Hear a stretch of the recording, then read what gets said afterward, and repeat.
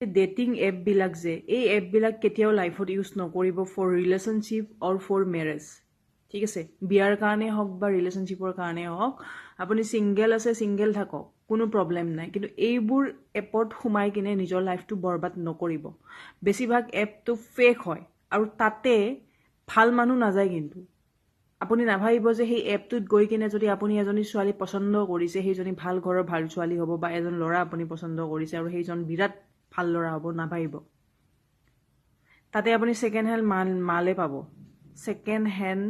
মাল পাব second hand মাল পাব আপুনি ফ্ৰেছ মাল নাপায় তাতে গম পাইছে এই যিবিলাক ডেটিং এপত আপোনালোকে সোমাই যায় বহুত ল'ৰা মই দেখিছোঁ ছিংগেল ল'ৰা গাৰ্লফ্ৰেণ্ড থকাৰ পিছতো ডেটিং এপ ৰাখি থৈ দিয়ে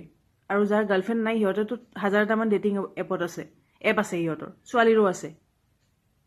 গতিকে একো লাভ নাই তাতে আপুনি ভাল পাৰ্টনাৰ কেতিয়াও বিচাৰি নাপায় ফাল্টুবিলাক